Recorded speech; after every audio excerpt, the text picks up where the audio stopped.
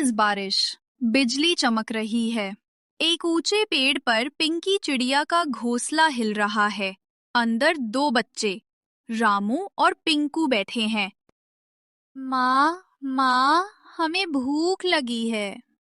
हाँ माँ, पेट में चूहे दौड़ रहे हैं। मेरे प्यारे बच्चों, मैं अभी कुछ खाने को लाती हूँ, लेकिन तुम दोनों कहीं बाहर मत निकलना, समझे? माँ, बाहर तो बहुत बिजली गिर रही है। हाँ, इसलिए तुम दोनों यही रहो, मैं जल्दी लौटूंगी। पिंकी चिड़िया उड़ जाती है। बच्चे डर से एक दूसरे को देखते हैं। अगर माँ को कुछ हो गया तो? नहीं पिंकू, हमारी माँ बहुत बहादुर है। पिंकी चिड़िया गेहूं की बालियां लेकर लौट रही होती है। तभी दो शिकारी पक्षी सामने आ जाते हैं। अरे अरे, आज तो हमें बढ़िया शिकार मिला। हाँ हाँ, ये छोटी चिड़िया हमारे पंजों से नहीं बच पाएगी। पिंकी चिड़िया चालाकी से जमीन पर कुछ गिरा देती है और दूसरी दिशा में उड़ जाती है। शिकारी भ्रम में पड़ जाते हैं। अरे, वो तो गायब हो गई। शायद बिजली की चमक में खो गई। पिंकी राहत की सांस लेती है, लेकिन बारिश और तेज हो जाती है। वो एक पेड़ की डाल पर बैठ जाती है, भीगी और थकी हुई। मेरे बच्चे कहीं डर ना गए हों, मुझे लौटना ही होगा। वहीं एक कबूतर उड़कर पास आता है। बहन, इतनी बारिश में यहाँ क्यों बैठी हो? क्या करूं? बारिश इतनी तेज है कि उड़ नहीं पा रही। अभी अभी पास के घोंसले में एक बुरा हादसा हुआ। शिकारी आए थे। क्या? कहीं मेरे बच्चों का घोंसला तो नहीं था? नहीं जानता बहन, पर तुम जल्दी लौट जाओ।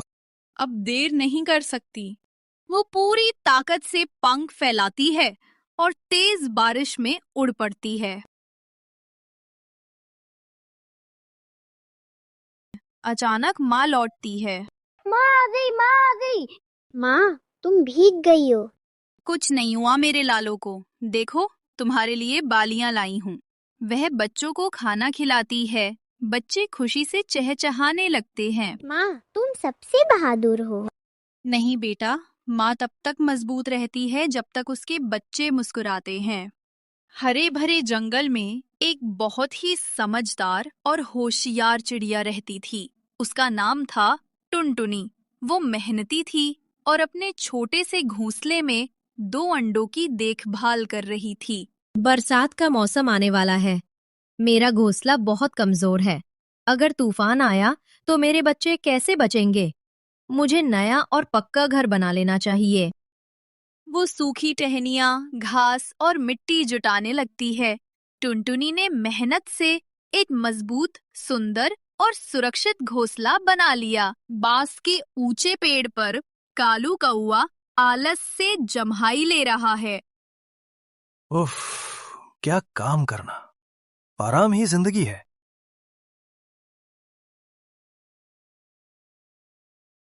कालू भैया, जल्दी ही बारिश आने वाली है।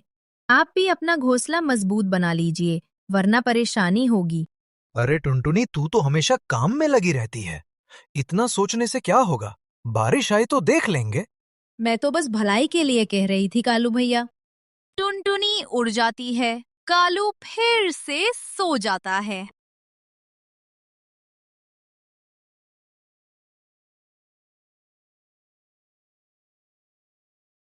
तेज हवा चलती है, बादल गरजते हैं, बिजली चमकती है। कुछ ही दिनों में आसमान में काले बादल छा गए। बारिश शुरू हो गई। पेड़ हिलने लगे और कालू के घोंसले में पानी भर गया। अरे अरे, ये क्या हो गया?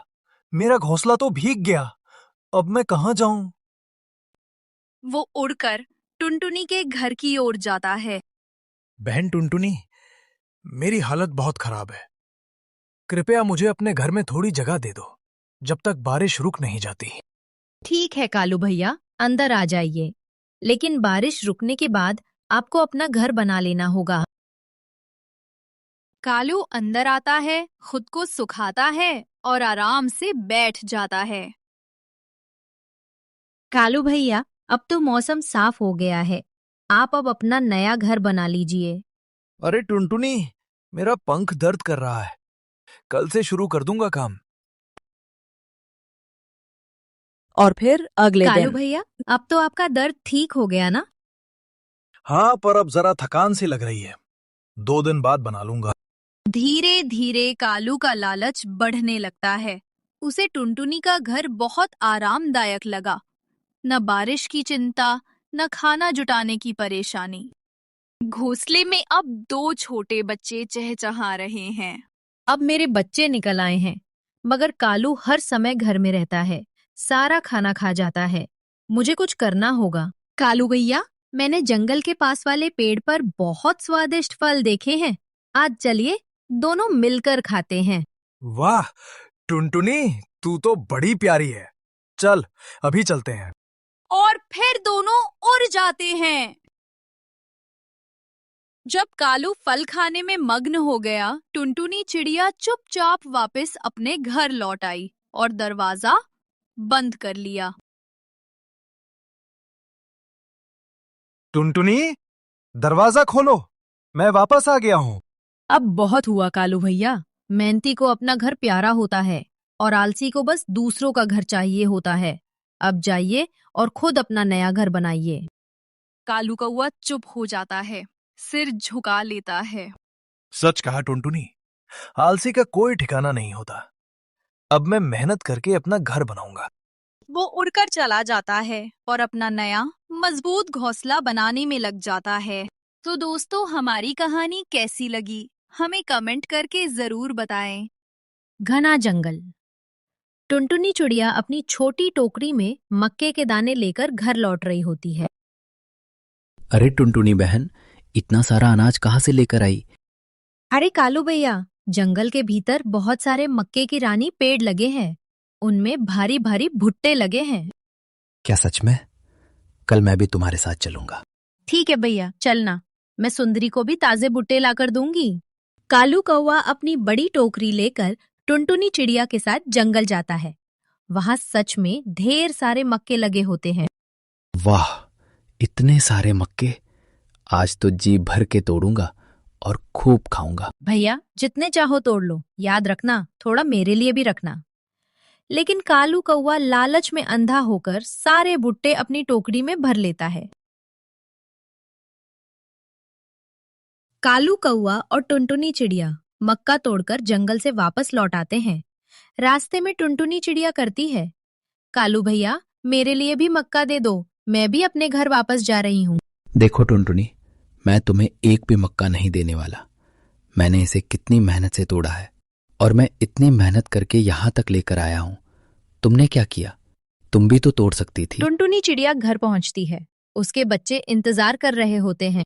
माँ, आज दाने क्यों नहीं लेकर आए? हमें भूख लगी है। बच्चों, आज कालू कौवा ने हमारे साथ धोखा कर दिया। लेकिन चिंता मत करो, मैं पास के जंगल में मिट्ठू तोते के पास जा रही हूँ। कुछ दाने लेकर आती हूँ।